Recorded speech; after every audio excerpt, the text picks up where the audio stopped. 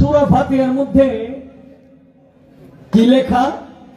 আর রহমানের রাহিম। এখন আমরা যেটা জানি, রহমান শব্দের অর্থ দয়ালু আর রাহিম শব্দের অর্থ দয়ালু। আমার ভাইয়ের কাছে একটু পানি সিগারেট রইল, এটা মানে দাঁড়ানোর মতো ব্যবস্থা করিয়ে দিই।